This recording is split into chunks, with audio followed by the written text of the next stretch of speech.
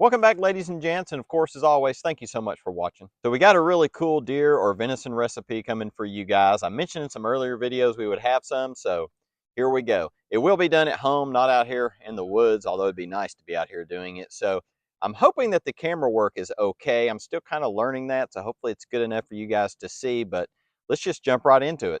All right, guys, so we have half of a deer or venison backstrap here. So just a little bit of a info on how we do all of our processing and everything. And by the way, there are videos on the channel for that, so feel free to go check those out.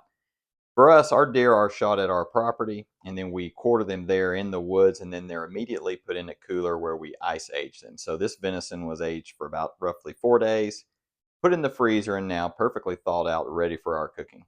And guys, this method is going to be a little different from other ways where people will go in and cut it up into separate chunks and also maybe wrap it in bacon and throw it on the grill. We're going to cook this whole thing as is, like this, in the oven. Also, I'm going to, down in the description below, I'm going to kind of write out the steps that we found for this recipe as well. Hopefully it's going to turn out very nicely. So for our seasoning, we're going to start with some minced garlic. Next, we're going to follow up with some ground thyme. Now for some fresh rosemary.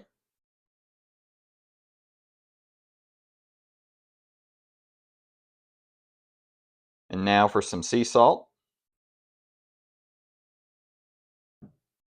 and black pepper.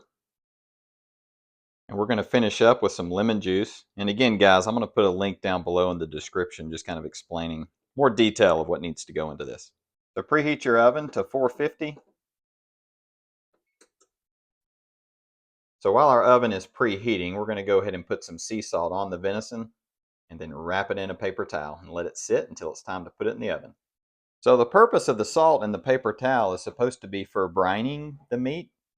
You see the way it looks right there. It doesn't really look very appetizing, but we are going to definitely give it a shot. All right, so our oven is now preheated. So now we're going to drizzle on, I guess this is a drizzle, whatever a drizzle is. We're going to drizzle on some olive oil onto the back strap.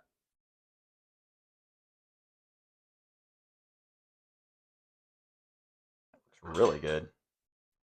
And then we are going to take our seasoning that we prepared and just spread it on the back strap and get it ready for the oven.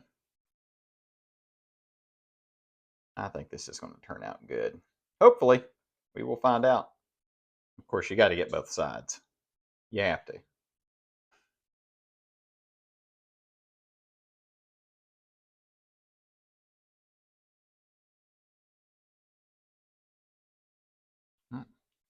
So that is now ready for the oven.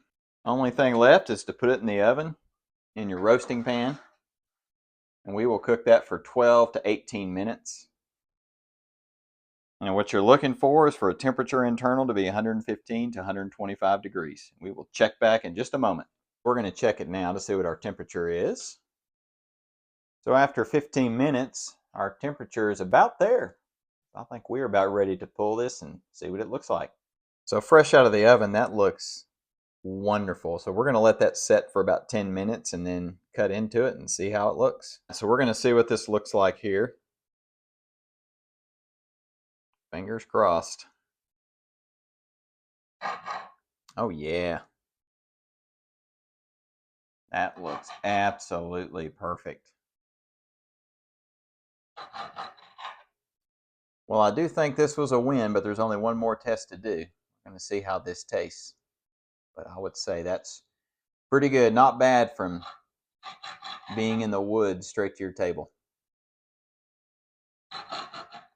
And of course, serve with your favorite sides and enjoy. And that is exactly what I'm going to do with this.